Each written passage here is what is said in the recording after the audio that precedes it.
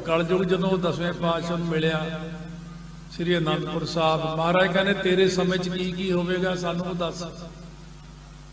कहंदा जी मेरे समय दे विच लोग धर्म नूं नहीं मन्नणगे, लोग अपने मन के अंदर जिहड़ा धर्म की कोई गल उपज पैदा हो के अपने मन की गल नूं मूहरे रख लैणगे, कहणगे ऐ होना चाहिए, धर्म नूं तां कर देणगे एक पासे ते बुद्धि दा कहा मन दा कहा मन के उहनूं धर्म बना लैणगे, अपने कोलों ही धर्म बना लिया। बस महाराज ने ये लिखिया भी होया कि आने वाले समय में गुरु होणगे बहुत ज़्यादा, कोई 5 साल रहूगा, कोई 4 साल रहूगा, कोई 1 साल रहूगा, फिर एक समा आऊगा जदों गुरु 6 महीने रहूगा, फिर आऊगा समा जदा गुरु 1 महीना ही रहा करूगा। फिर इत्थे तक अखीर ते गल आ गई भी सवेरे एक धर्म चलिया करूँ, शाम नूं धर्म खत्म हो जाएगा, क्योंकि वो मन दे बनाए हुए धर्म ने। असल धर्म की चीज है? धर्म रस्ता है, पंथ। धर्म चलावन संत उबारन, दुष्ट सबन को मूल उपाड़न। ये असल जिहड़ा धर्म हुंदा है, जिवें आपां सड़क ते जांदे हां, सड़क ते जाण दा धर्म की है? खब्बे चलो जी, लाइट आ गई, रैड लाइट आ गई, रुक जाओ जी। जे तुसी खब्बे दी बजाए सज्जे चलदे हो तां तुसी कानून तोड़ता। जिवें कानून है, कानून दे विच ही दायरे विच रहना ही धर्म है, समझो। इवें गुरमत दे कानून ने, कलगीधर महाराज दे जिहड़े सिੱਖੀ दे असूल बनाए ने, उन्हां असूलों के अंदर ही रह के जिंदगी नूं बतीत करना ही वड्डी गल है कि अमृत छकना है। ये बड़ी जरूरी गल है। कलगीधर महाराज ने या 10 ਸਰੂਪਾਂ ने देखो किन्ने 239 वरे विच ये सारी चीज तैयार करके 9 ਸਰੂਪਾਂ तक चरण पहल की दात बख्शिश की। फिर हौली हौली महाराज ने 5 दे सीस लैके 5 बाणियां का नितनेम हौली हौली खंडा बाटा, अज भी आप दर्शन कर सकते हैं खंडे दे। श्री आनंदपुर साहब तख्त साहब से विराजमान है, उत्थे वो खंडा पिया हले। खंडा बाटा वो सतलुज चो जल लिया के पुण के पा के, वो जल जिहड़ा सी उहदे विच वीर आसन बैठ के बहुत आराम नाल नितनेम कीता। मैं अज भी यही सारिआं नूं बेनती करदा, जिहड़ा ध्यान है ना वो ना तोड़ो, कथा विचों ध्यान ना तोड़ो। आपां बार बार इकट्ठे नहीं होना हुंदा, ये भी कुदरत वल्लों ही आ भी अज बहुत सिंघां ने प्यार नाल जोर पाया करके दास आया नहीं। हुण तो वैसे कथा बंद की हुई, सेहत थोड़ी जी खराब रहिंदी, तां मैं कहूँ कथा विच बोलो ना, चीज़ नूं ध्यान नाल सुणो। अज दे समय विच भी मैं यही कहना, जदों कलगीधर महाराज ने 5 बाणियां पढ़ियां, उत्थे खंडा बाटा जल पा के थल्ले सब तो पहला कंबल विछाईदा, कंबल नूं सुच्चा मन्निया जांदा। उहदे उत्ते जिवें आपां कहीए कूंडा सोटा हुंदा चटनी वाला, उहनूं सुनहरा भी कहंदे कई जगह ते, किते कूंडा सोटा भी कहंदे ने, किते दौरी भी कहंदे ने। वड्डा सारा लैके कूंडा बाटे मांज के, सरबलोह दा बाटा सरबलोह दा खंडा लैके जल पा के टका के, जे आपां बाटा उदा रखीए फिर तो हिलदा ही रहूगा। बड़े प्यार नाल बड़े एकाग्र चित 5 बाणियां दा नितनेम 2.5 घंटिਆਂ च कीता महाराज ने, क्योंकि ये बहुत हौली हौली पाठ करना है। और 6वें पातशाह जो श्री करतारपुर साहब कथा चाहता, जपजी साहब का पाठ सुखमनी साहब कर रहे सी, बड़ी दूर तक टिकी रात में पाठ सुनता सी, आवाज़ बड़ी उच्ची सी, बहुत हौली हौली वो सुखमनी साहब का पाठ करते सुनते ते समझते। अज के समय में अव्वल ते कोई पाठ अपने च हुण करदा ही नहीं है, ध्यान नहीं है पाठ विच। मन माया ने खिंचा होया पिया, ਮਨ ਇਹ ਇੱਕ ਖਿੱਚ ਹੁੰਦੀ ਆ ਮਨ ਦੇ ਅੰਦਰ। ਪਦਾਰਥ ਦੇਖ ਕੇ ਜੀ ਕਰੇ ਆਉਣਾ, ਪਹਿਲਾਂ ਇਹ ਖਾ ਹੀ ਲਈਏ ਫੇਰ ਹੀ ਅੰਦਰ ਚੱਲਾਂਗੇ। ਪਦਾਰਥ ਹੋਏ, ਕੱਪੜੇ ਹੋਏ, ਸੋਨੇ ਹੋਏ, ਹੋਰ ਗਹਿਣੇ ਹੋਏ, ਇਧਰਲੀਆਂ ਉਧਰਲੀਆਂ ਚੀਜ਼ਾਂ ਮਨ ਨੂੰ ਖਿੱਚ ਪਾਉਂਦੀਆਂ ਨੇ ਆਪਣੇ। ਪਰ ਦੇਖੋ ਕੁਦਰਤੀ ਗੱਲ ਆ, ਇੱਧਰ ਨਹੀਂ ਖਿੱਚ ਪੈਂਦੀ ਆਪਾਂ ਨੂੰ। ਇਹ ਭਲੀ ਚੀਜ਼ ਹੈ, ਭਲਾ ਇਹਦੇ ਨਾਲ ਸਾਡਾ ਹੋਣਾ, ਪਰ ਧਿਆਨ ਸਾਡਾ ਜਿਹੜਾ ਹੈ ਉਹ ਧਿਆਨ ਕਿਤੇ ਹੋਰ ਚਲੇ ਜਾਂਦਾ। ਤਾਂ ਹੀ ਸਤਿਗੁਰੂ ਕਹਿੰਦੇ ਗਿਆਨ ਧਿਆਨ ਕਿਛ ਕਰਮ ਨਾ ਜਾਣਾ, ਸਾਰ ਨਾ ਜਾਣਾ ਤੇਰੀ। ਮੈਂ ਮਹਾਰਾਜ ਮੇਰਾ ਧਿਆਨ ਹੀ ਨਹੀਂ ਜੁੜਦਾ ਇੱਧਰ, ਧਿਆਨ ਲੱਗਦਾ ਹੀ ਨਹੀਂ। ਵੱਡੀ ਚੀਜ਼ ਹੈ ਜੇ ਧਿਆਨ ਲੱਗਣ ਲੱਗ ਜੇ। ਧਿਆਨ ਜਦੋਂ ਆਪਾਂ ਸੜਕਾਂ ਤੇ ਜਾਂਦੇ ਹਾਂ, ਸੜਕ ਦੇ ਉੱਤੇ ਹੀ ਲਿਖਿਆ ਹੁੰਦਾ ਹੈ ਸਾਵਧਾਨੀ ਹਟੀ ਦੁਰਘਟਨਾ ਘਟੀ। ਗੱਡੀ ਚਲਾਉਂਦੇ ਜੇ ਮਾੜਾ ਜਿਹਾ ਇੱਧਰ ਦੇਖਣ ਲੱਗ ਗਿਆ, ਸਾਹਮਣੇ ਆ ਗਈ ਕੋਈ ਗੱਡੀ ਤੇ ਗੌਰ ਹੀ ਕੁਛ ਹੋ ਜਾਵਾਂਗੇ। ਹਮੇਸ਼ਾ ਗੱਡੀ ਵਿੱਚ ਕੀ ਚੀਜ਼ ਦੀ ਬਾਹਲੀ ਲੋੜ ਪੈਂਦੀ, ਧਿਆਨ ਦੀ ਲੋੜ ਪੈਂਦੀ। ਕੋਲ ਖੜੇ ਹੁੰਦੇ ਦੁੱਧ ਦੇ, ਗੈਸ ਤੇ ਦੁੱਧ ਰੱਖਿਆ ਹੁੰਦਾ, ਮਾੜਾ ਜਿਹਾ ਧਿਆਨ ਇੱਧਰ ਉੱਧਰ ਹੋਇਆ ਨਹੀਂ ਤਾਂ ਦੁੱਧ ਸਾਰਾ ਹੀ ਉੱਬਲ ਜਾਂਦਾ। ਧਿਆਨ ਹੀ ਆ ਬਸ, ਰੋਟੀ ਸੜ ਜਾਂਦੀ ਹੈ। ਕਿਸੇ ਵੀ ਚੀਜ਼ ਵਿੱਚ ਜੇ ਧਿਆਨ ਨਹੀਂ, ਇਹ ਸ਼ਬਦ ਵਿੱਚ ਵੀ ਧਿਆਨ ਦਿਓ। ਪਹਿਲੀ ਗੱਲ ਤਾਂ ਪਾਠ ਕੋਈ ਕਰਦਾ ਹੀ ਨਹੀਂ। ਦੂਜੀ ਚੀਜ਼ ਵੱਡੀ ਜਿਹੜੀ ਗੱਲ ਹੈ ਉਹ ਮਹਾਰਾਜ ਨੇ ਕਿਹਾ ਸੀ ਵੀ ਅਗਰ ਬਾਣੀ ਪੜ੍ਹਨੀ ਹੈ ਪਰ ਫਿਰ ਤੁਸੀਂ ਗ੍ਰੰਥੀ ਸਿੰਘ ਜੀ ਤੋਂ ਬਾਣੀ ਸ਼ੁੱਧ ਪੜ੍ਹਨੀ ਹੈ, ਸਿੱਖਣੀ ਹੈ। ਬਾਣੀ ਜਿਹੜੀ ਪੜ੍ਹਨੀ ਹੈ ਤੇ ਬਾਣੀ ਨੂੰ ਸ਼ੁੱਧ ਪੜ੍ਹਨ ਦਾ ਅੱਜ ਕੱਲ੍ਹ ਰਿਵਾਜ ਹੀ ਹਟ ਗਿਆ। ਸਾਰੇ ਕਹਿੰਦੇ ਮੈਨੂੰ ਪਾਠ ਆਉਂਦਾ, ਅਸੀਂ ਆਪੇ ਸਹਿਜ ਪਾਠ ਕਰ ਲਾਂਗੇ। ਕਰ ਲਓ, ਪਰ ਪਹਿਲਾਂ ਸਿੱਖ ਲਓ ਕਿ ਅੱਖਰ ਬੋਲਣਾ ਕਿਵੇਂ ਹੈ। ਜਦੋਂ ਸਾਨੂੰ ਅੱਖਰ ਬੋਲਣੇ ਆ ਗਏ ਫਿਰ ਅਸੀਂ ਆਨੰਦ ਵੀ ਲੈ ਸਕਦੇ ਹਾਂ ਬਾਣੀ ਦਾ। ਮਹਾਰਾਜ ਨੇ ਪਹਿਲੀ ਜ਼ਿੰਦਗੀ ਆਪਣੀ ਜਿਹੜੀ ਸਮਾਂ ਗੁਜ਼ਾਰਿਆ ਪਟਨਾ ਸਾਹਿਬ, 4 ਸਾਲ ਦੀ ਉਮਰ ਤੱਕ ਬਾਲ ਲੀਲਾ ਕੀਤੀ। ਫਿਰ ਸ੍ਰੀ ਅਨੰਦਪੁਰ ਸਾਹਿਬ 14.5 ਜੰਗਾਂ, ਇੱਕ ਜੰਗ ਲੜੀ ਨਹੀਂ ਹੈ, ਤਿਆਰ ਹੋ ਗਿਆ ਸਭ ਕੁਝ, ਪਰ ਹੋਈ ਨਹੀਂ, ਕੋਈ ਕਾਰਨ ਬਣ ਗਿਆ। ਸੋ ਉੱਥੇ ਜਦੋਂ ਸ੍ਰੀ ਅਨੰਦਪੁਰ ਸਾਹਿਬ ਸਿੱਖ ਨੇ ਬਾਣੀ, ਉਦੋਂ 5 ਗ੍ਰੰਥੀ ਆਮ ਨਿਤਨੇਮ ਹੁੰਦਾ ਸੀ, 5 ਗ੍ਰੰਥੀ 5 ਬਾਣੀਆਂ, ਰਹਿ ਰਾਸ ਕੀਰਤਨ ਸੋਦਾ ਜਦੋਂ ਸ਼ੌਂਕ ਹੁੰਦਾ ਸੀ।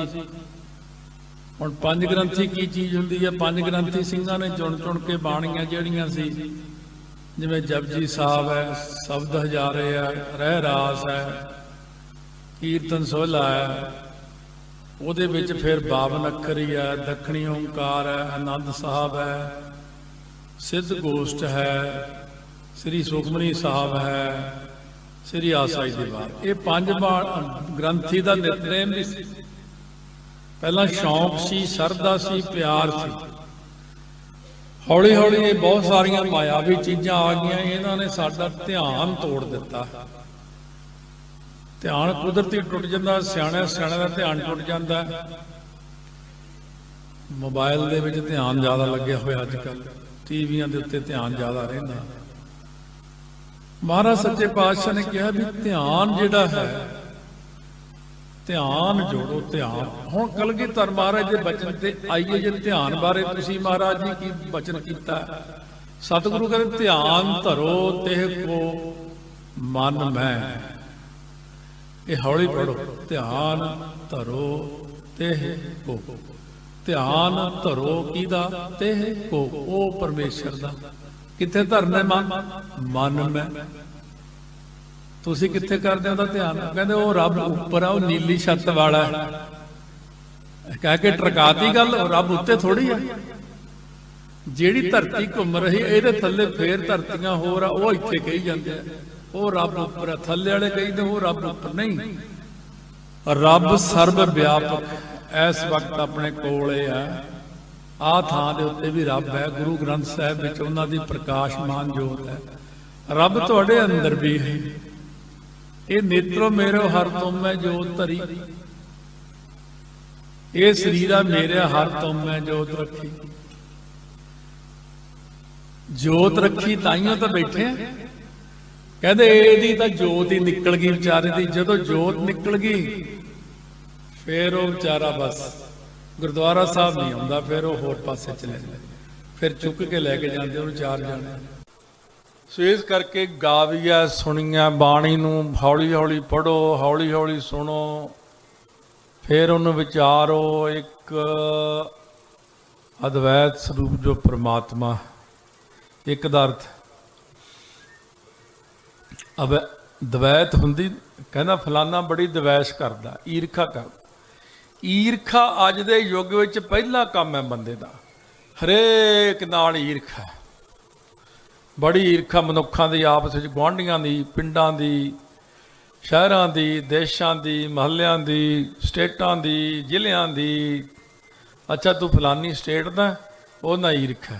ਤੂੰ ਫਲਾਨੇ ਦੇਸ਼ ਦਾ, ਉਹਦੇ ਨਾਲ ਈਰਖਾ। ਤੂੰ ਫਲਾਨੀ ਕੌਮ ਦਾ, ਫਲਾਨੀ ਜਾਤ ਦਾ, ਉਹਦੇ ਨਾਲ ਈਰਖਾ।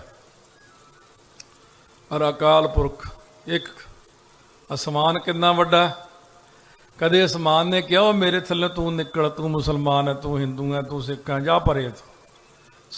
ਸਭਨਾਂ ਜੀਆਂ ਇੱਕੋ ਛਾਓ, ਇੱਕ ਛਾਂ ਹੈ ਸਾਰੇ ਆਕਾਸ਼ ਦੀ। ਮਹਾਰਾਜ ਬਾਣੀ 'ਚ ਲਿਖਦੇ ਨੇ, ਫੱਕੜ ਜਾਤੀ ਫੱਕੜ ਨਾਉ, ਸਭਨਾਂ ਜੀਆਂ ਇੱਕੋ ਛਾਓ। ਫੱਕੜ ਹੁੰਦਾ ਬੇਅਰਥੀ ਹੈ, ਫੱਕੜ ਜਾਤੀ। ਇਹ ਜਾਤ ਜਿਹੜੀ ਆ ਇਹ ਫੱਕੜ ਹੀ ਆ। ਅੱਗੇ ਦੇਹ ਜਾਤ ਨਾ ਜਾਏ, ਨਾ ਤਾਂ ਦੇਹੀ, ਜਿਵੇਂ ਸਰੀਰ ਨਹੀਂ ਤੁਹਾਡਾ ਜਾਂਦਾ। ਮਤਲਬ ਇੱਕ ਬੰਦਾ ਹੈ, ਗੁੱਸਾ ਨਾ ਕਰੋ, ਮੈਂ ਵੈਸੇ ਇੱਕ ਉਦਾਹਰਨ ਹੈ ਇਹ ਜੀ। ਇਹ ਗਿੱਲ ਸਾਹਿਬ ਹੈ ਜੀ। ਗਿੱਲ ਸਾਹਿਬ ਆ ਗਏ, ਗਿੱਲ ਸਾਹਿਬ ਚਲੇ ਗਏ, ਗਿੱਲ ਸਾਹਿਬ ਬਹਿ ਗਏ, ਗਿੱਲ ਸਾਹਿਬ ਉੱਠ ਗਏ, ਗਿੱਲ ਸਾਹਿਬ ਕਰੀ ਜਾਓ। ਜਦੋਂ ਸਰੀਰ ਛੱਡਤਾ, ਸੰਸਕਾਰ ਹੋ ਗਿਆ, ਕਹਿਣਗੇ ਡੈੱਡ ਬੋਡੀ ਕਿੱਥੇ ਕਾ। ਹੁਣ ਨਹੀਂ ਕਿਹਾ ਗਿੱਲ ਸਾਹਿਬ ਕਿੱਥੇ, ਡੈੱਡ ਬੋਡੀ ਕਿੱਥੇ। ਫੁੱਲ ਪਾਏ ਅੱਗੇ ਗਿੱਲ ਸਾਹਿਬ ਗਿਆ, ਨਹੀਂ ਤਾਂ ਗਿੱਲ ਤਾਂ ਇੱਥੇ ਸਰੀਰ ਦਾ ਹੀ ਨਾਮ ਸੀ ਇਹ। ਤੇ ਅੱਗੇ ਦੇਹੀ ਜਾਤ ਨਾ ਜਾਏ, ਜਾਤ ਵੀ ਨਹੀਂ ਜਾਂਦੀ ਅੱਗੇ, ਨਾ ਦੇਹੀ ਜਾਂਦੀ ਹੈ ਅੱਗੇ। ਸਿਰਫ 2 ਚੀਜ਼ਾਂ ਲੈ ਕੇ ਜਾਣੀਆਂ, ਇੱਕ ਪੁੰਨ ਤੇ ਇੱਕ ਪਾਪ।